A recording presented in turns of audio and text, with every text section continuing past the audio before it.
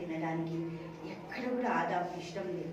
ఎందుకు ఇష్టం లేదు అంటే ఆదాము తిన్నది మరణం రుచి చూస్తాడు కాబట్టి తినడానికి ఆదాముకి ఇష్టం లేదు. అబ్బా ఆల్రెడీ తినేసింది. భార్యని మరణానికి అప్పగింపకుండా, మరణంలో భార్యని పడవేయకుండా, తను కూడా ఇష్టం లేకపోయినా ఆ పండు తినడానికి తను ఇష్టపడింది. ఎందుకు అంటే తన భార్య కోసం.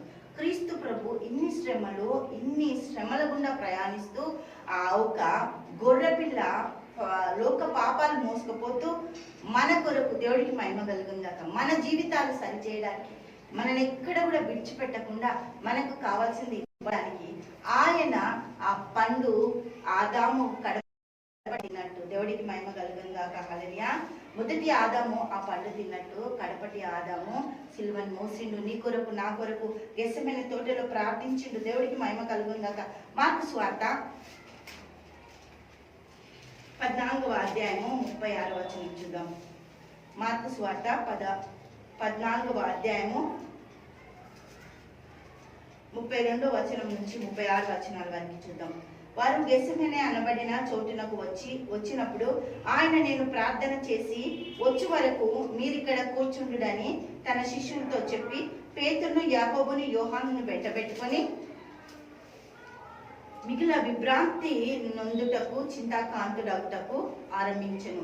అప్పుడు ఆయన నా ప్రాణము మరణమగునంతగా దుఃఖంలో మునిగి ఉన్నది, మీరిక్కడుండి వెలుగుగా నుండుడని వారితో చెప్పాను. కొంత దూరము సాగిపోయి నేల మీద పడి సాధ్యమైతే ఆ గడియ తన యొద్ద నుండి తొలగింపవలెనని ప్రార్థించుచు, నాయన తండ్రి, నీకు సమస్తము సాధ్యం, ఈ గిన్నె నా యొద్ద నుండి తొలగించుము.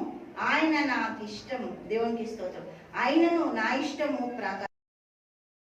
ప్రకారమే కానిమ్మని, దేవునికి స్తోత్రం. ఆ ఇష్టం లేకపోయినా ఆ ఆదాము పండు తినడానికి ఎట్లా ముందుకు వచ్చిండో కడపటి ఆదామైన యేసుక్రీస్తు ప్రభు ఈ యొక్క సిలువని ఇష్టం లేకపోయినా ఎంతో భయంకరమైన భారమైన సిలువని నా పాపముల కొరకు మోసి లోక పాపాలు మోసుకుపోతున్న గొర్రెపిల్ల దేవుడికి మహిమ కలుగుందాక. నన్ను ఆ గెత్సెమనే ప్రార్థించినప్పుడు గుర్తు చేసుకున్నంట, నా పరిస్థితి ఏంటి, ఒకవేళ ఇప్పుడు సిలువ ప్రయాణం చేయకపోతే ఎట్లా అనేసి దేవుడికి మహిమ కలుగుందాక. హల్లెలూయా. లూకాసు వార్త 22వ అధ్యాయం 34వ వచనంలో మనం చూస్తే,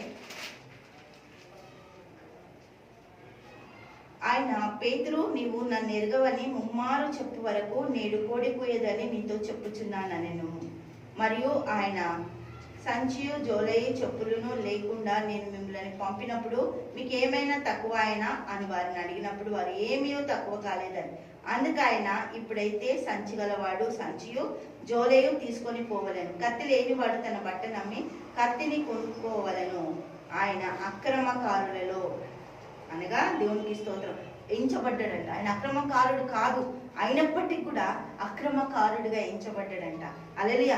నీ కోసం నా కోసము ఈ సిలువ ప్రయాణం అంతా ఆయన జరిగించడానికి దేవుడు ఎంత గొప్ప కృపను అనుగ్రహిస్తూ మన కొరకు ప్రతి బాధ, వేదన, ఇబ్బందులు, ఆ నరాలన్నీ చితికిపోయి రక్తం బయటికి రావడం, ఆ రక్తపు బొట్టు అంతా కూడా కారిపోవడం, దేవునికి స్తోత్రం. అలాగే ఆయనకు నీ వల్ల నా వల్ల మానసిక ఒత్తిడి ఎక్కువైపోయిందంటే ఎట్లా ఈ ప్రయాణం ఆ గెత్సెమనే తోటలో ప్రార్థించేటప్పుడు నన్ను చూసిందంట.